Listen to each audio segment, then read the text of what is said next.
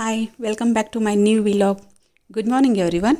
ಇವತ್ತು ಬ್ರೇಕ್ಫಾಸ್ಟಿಗೆ ಮಲ್ಟಿಗ್ರೇನ್ ಆಟ ದೋಸೆ ಮಾಡ್ಬೇಕಂತ ಹೇಳಿ ಗೋಧಿ ಹಿಟ್ಟು, ಜೋಳದ ಹಿಟ್ಟು, ಅಕ್ಕಿ ಹಿಟ್ಟು ಮತ್ತು ಕಡಲೆ ಹಿಟ್ಟು ಎಲ್ಲ ಸೇರಿಸ್ಕೊಂಡು ಅದಕ್ಕೆ ಉಪ್ಪು, ಅರಿಶಿಣ, ಜೀರಿಗೆ ಪುಡಿ, ಬ್ಲ್ಯಾಕ್ ಪೆಪ್ಪರ್ ಪೌಡ್ರ್ ಅಂದರೆ ಕರಿಮೆಣಸಿನ ಪುಡಿ ಹಾಕ್ಕೊಂಡು ಆಮೇಲೆ ಹಾಗೆ ವಿಸ್ಕರ್ದಿಂದ ಹಾಗೆ ನೀರು ಸ್ವಲ್ಪ ಸ್ವಲ್ಪ ಹಾಕ್ಕೊಂತು ಅದನ್ನು ಬ್ಯಾಟರ್ ರೆಡಿ ಮಾಡಿಕೊಂಡೆ. ನೀರು ಒಮ್ಮೆ ಹಾಕಿದರೆ ಅದು ಗಂಟು ಉಳಿತೈತಿ, ಲಂಪ್ಸ್ ಭಾಳ ಉಳಿತಾವಂತ ಹೇಳಿ ಸ್ವಲ್ಪ ಸ್ವಲ್ಪ ಎಷ್ಟೆಷ್ಟು ಬೇಕೋ ನೋಡಿಕೊಂಡು ಮತ್ತು ಕನ್ಸಿಸ್ಟೆನ್ಸಿ ನಮಗೆ ಹೆಂಗೆ ಬೇಕಂಗೂ ನೋಡ್ಕೊಂಡು ಮಾಡ್ಕೋಬೇಕಂತೇಳಿ ಸ್ವಲ್ಪ ಸ್ವಲ್ಪ ನೀರು ಹಾಕಿ ಬ್ಯಾಟರ್ ರೆಡಿ ಮಾಡಿಕೊಂಡೆ. ಇದು ಕನ್ಸಿಸ್ಟೆನ್ಸಿ ಬತ್ತು. ಈ ಬ್ಯಾಟರ್ ಒಂದು 15 ಮಿನಿಟ್ಸ್ ರೆಸ್ಟ್ ಮಾಡೋಕ್ಕೆ ಬಿಡ್ಬೇಕಂತ ಹೇಳಿ ಅಷ್ಟರೊಳಗಾಗಿ ಚಟ್ನಿ ಮಾಡ್ಕೋಬೇಕಂಥೇಳಿ ಹಸಿ ಕೊಬ್ಬರಿನೂ ಹೆಚ್ಚಿಟ್ಕೊಂಡಿದ್ದೆ. ಹಸಿ ಕೊಬ್ಬರಿ, ಆಮೇಲೆ 2 ಮೆಣಸಿನ್ಕಾಯಿ, ಒಂದು ಸ್ವಲ್ಪ ಹುಣಸೆ ಹಣ್ಣು, ಸ್ವಲ್ಪ ಜೀರಿಗೆ, ಆಮೇಲೆ ಕೊತ್ತಂಬರಿ ಅಷ್ಟು ಹಾಕಿ ಗ್ರೈಂಡ್ ಮಾಡ್ಕೊಂಡು ತಗೊಂಡೆ.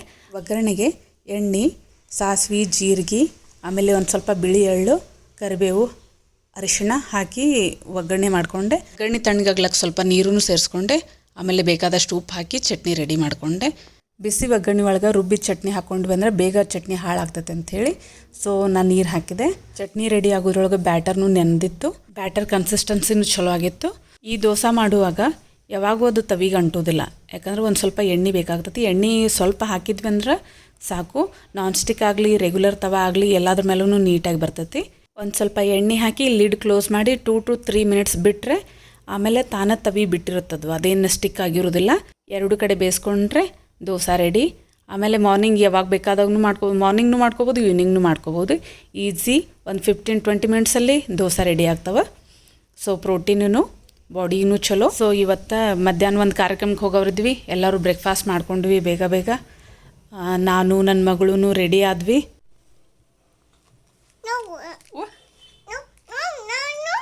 ಬೇಡ ನೋ, ನೀ ಚಂದ ರೆಡಿ ಆಗಿ. Nice, very beautiful. ಅಮ್ಮನೂ ಬ್ಯೂಟಿಫುಲ್, ಎಲ್ಲ ಚಂದ. ಅಪ್ಪನೂ ಚಂದ ರೆಡಿ ಆಗ್ತಾರು. ಮಗಳನ್ನ ರೆಡಿ ಮಾಡ್ಕೊಂಡು ಫೋಟೋನು ತೆಗ್ದೆ.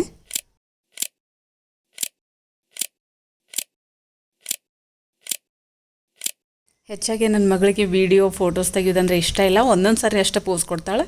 ಇವತ್ತೇನೇನೋ ಪೋಸ್ ಕೊಡತ್ತಿಲ್ಲ. ಹಾಗೆ ನನ್ನ ಹಸ್ಬೆಂಡ್ ಬರುತ್ತಕ ಅಂಥೇಳಿ ವೆಯ್ಟ್ ಮಾಡತ್ತಿದ್ವಿ. ಸೊ ಇದಿಷ್ಟ ಫೋಟೋಸ್ ಮತ್ತು ವೀಡಿಯೋಸ್ ಮಾಡ್ಕೊಂಡ್ವಿ. ಆಮೇಲೆ ಅಲ್ಲಿ ಏನು ಕಾರ್ಯಕ್ರಮ ಇತ್ತಂದ್ರೆ ನಾವು ಎಲ್ಲಿ ಕಾರ್ಯಕ್ರಮಕ್ಕೆ ಹೋಗತ್ತೀವಿ ಅಂದರೆ ರಿಲೇಟಿವ್ ಒಳಗೆ ಒಬ್ರದ್ದು 5 months ಬೇಬಿ ಐತಿ. ಅದನ್ನು ಫಸ್ಟ್ ಟೈಮ್ ತೊಟ್ಲೊಳಗೆ ಹಾಕಿ ಹೆಸರಿಡಾತಾರ. ಸೊ ಅದಕ್ಕೆ ಇನ್ವೈಟ್ ಮಾಡಿದ್ರೆ ಹೋದ್ವಿ.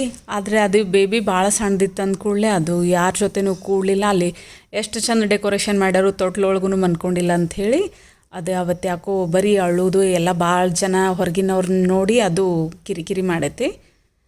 ಸೊ ನಾವು ಒಂದು ಸ್ವಲ್ಪ ಹೊತ್ತು ಅಲ್ಲೇ ಕೂತ್ವಿ, ಊಟ ಮಾಡ್ಕೊಂಡ್ವಿ. ಬೇಬಿನ ಜಸ್ಟ್ ಮುಖ ಅಷ್ಟು ನೋಡ್ಕೊಂಡು ಬಂದ್ವಿ. ಆಮೇಲೆ ನಮ್ಮ ಕೃಷ್ವಿನೂ ಹೊರಗೆ ಆಟ ಆಡತ್ತಿದ್ದಳು. ಆಕಿನೂ ಒಂದು ಅರ್ಧ ತಾಸು ಮ್ಯಾಲನ ಅಲ್ಲೇ ಆಟ ಆಡಳು, ಫುಲ್ ಎಂಜಾಯ್ ಮಾಡಿದಳು. ಅಲ್ಲಿ 1-2 ಹುಡುಗರು ಇದ್ದು. ಸೊ ಆಕಿನ ಆಟ ಆಡಿಸ್ಕೊಂಡು ಮನೆಗೆ ಬಂದ್ವಿ. ಮನೆಗೆ ಬಂದಾಗ ಒಂದು 3:30 ಆಗಿತ್ತು. ಆಮೇಲೆ ಕೃಷ್ವಿನ ಒಂದು ಸ್ವಲ್ಪ ಹೊತ್ತು ಮಲಗಿಸ್ಕೊಂಡು ಸಂಜೆಗೆ 5 o'clock ಇವತ್ತು ಸಂಡೇ ಇರೋದ್ರಿಂದ ಗಾರ್ಡನ್ಗೆ ಹೋಗ್ಬೇಕಂಥೇಳಿ ನಾವು ಫೋರ್ಟ್ ಲೇಕಿಗೆ ಹೋದ್ವಿ. ಫೋರ್ಟ್ ಲೇಕ್ ಒಳಗನೆ ಎಂಟ್ರೆನ್ಸಿಗೆ ಹೋದ ಕೂಡಲೇ ಅಲ್ಲಿ ಡೈನೋಸಾರ್ಸ್ ಇದ್ದು. ಡೈನೋಸಾರ್ ನೋಡಿನೇ ಫುಲ್ ಖುಷಿಯಾಗಿಬಿಟ್ಟಿದ್ದಳು ಕೃಷ್ವಿ. ಆಮೇಲೆ ಅಲ್ಲಿ ಆಟ ಆಡೋಕ್ಕೂ ಭಾಳ ಐಟಮ್ಸ್ ಅದಾವು. ಲೈಕ್ ಬೋಟಿಂಗ್ ಐತಿ, ಆಮೇಲೆ ಈ ಕಡೆ ಸಣ್ಣ ಹುಡುಗರಿಗೆ ಕೂಡ್ಸಕ್ಕೆ ಟ್ರೈನ್ ಐತಿ, ಆಮೇಲೆ ಸಣ್ಣ ಹುಡುಗರಿಗೆ ಆಡಿಸ್ಲಿಕ್ಕಂತೇನೆ ಭಾಳ ಐಟಮ್ಸ್ ಅದಾವಲ್ಲಿ. ನನಗೇನು ಹೆಸರು ಗೊತ್ತಿಲ್ಲ ಎಕ್ಸಾಕ್ಟ್ಲಿ. ಮತ್ತು ಜೀಪ್ ಡ್ರೈವಿಂಗ್ನೂ ಐತಿ ಸಣ್ಣ ಮಕ್ಕಳಿಗೆ ಆಡ್ಲಕ್ಕಂಥೇಳಿ. ಆಮೇಲೆ ಬೋಟ್ ಒಳಗೆ ಹೋಗ್ಬೇಕಂದ್ರೆ ನಾವು ಟಿಕೆಟ್ಸ್ ತೊಗೋಬೇಕು. ಅದಕ್ಕೆ ಒಂದು ಸ್ವಲ್ಪ ಹೊತ್ತು ಟೈಮ್ ಹಿಡಿತು. ಆಮೇಲೆ ಕೃಷ್ವಿ ಫುಲ್ ಎಂಜಾಯ್ ಮಾಡಿದಳು. ಅಕ್ಕಿಗೆ ಮನೆ ಒಳಗೆ ಟೈಮ್ ಪಾಸ್ ಆಗೋದಿಲ್ಲ ಅಂಥೇಳಿ ಸಂಡೇಗೊಮ್ಮೆ ಹೊರಗೆ ಕರ್ಕೊಂಡು ಹೋಗ್ತೀವಿ. ಡೈನೋಸಾರ್ ಹೌದನ್ನೇ? ಎಲ್ಲಿದಾವೆ ಡೈನೋಸಾರ್? ಎಲ್ಲಿದಾವೆ? ಅಲ್ಲೇ